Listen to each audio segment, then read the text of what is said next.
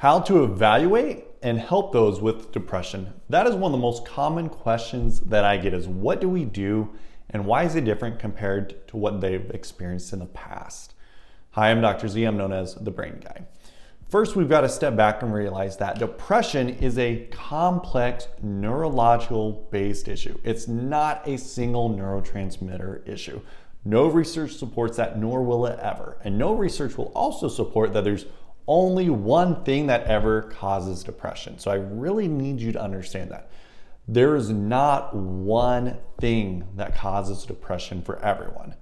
So I understand how important it is and you really want to know what's going to be done for your depression. What you have to say is, well, what is causing the depression? Like, what is the actual mechanism? If you don't know that, then we actually can't have a treatment plan. So once again, depression is a complex neurological issue, so it's a brain-based issue.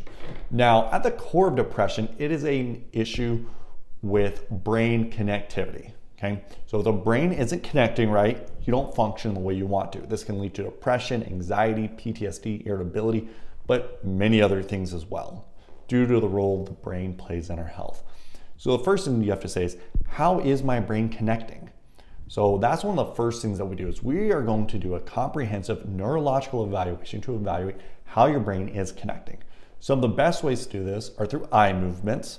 Now there's a variety of different eye movements that we do over about a 30-minute time span to really evaluate the health of your brain. Now many people are like, oh, well, that kind of seems simple. Well, you're right, it kind of does, but this is a 700-page book called The Neurology of Eye Movements.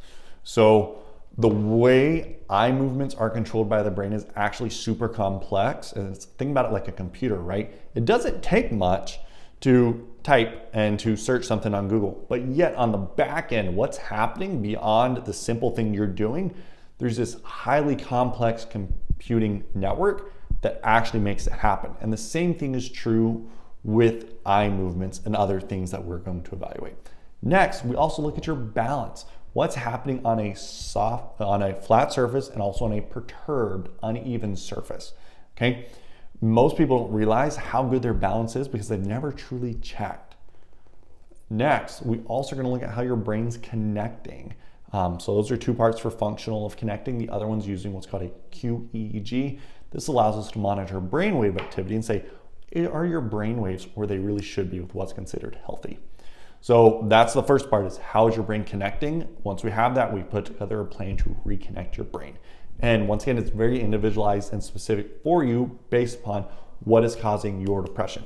Next, we have to go to the other side is what would prevent us from connecting your brain right? This could be a whole hour-long spiel on different things that can do it. But simply put, there are a variety of things that interfere with how your brain's going to connect. It can be related to foods you're eating. It can be related to stress response. It can be related to thyroid and really so many other things.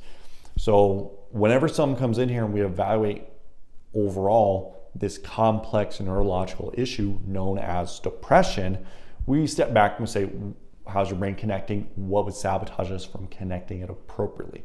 So that visit is anywhere from 1 hour and 45 minutes to 2 hours and 15 minutes to really dive in deep to help you get the information you need. When we have that information, we then are able to create a treatment plan specific for you. And that is why we see so many patients who are dealing with depression. And despite years of trialing different medications and counseling, they still routinely see improvement because we're actually diving in and finding what is at the root of their symptoms and create a plan specifically for them. And we don't have a predetermined depression plan for everyone that walks in. You know, for me, that's actually really bad medicine to already have that predetermined because what's causing depression for one person may have no role at all with what's happening with someone else. And talking about treatments before you really know what's going on really doesn't help you. You really need to wait till you know exactly what is going on so that way you've got a plan specific for you and you can focus on that instead of going into this theoretical realm that really just creates more stress and frustration than it does with helping you get answers. I hope you found this information useful. If you'd like to work with me, here's how you can contact my team.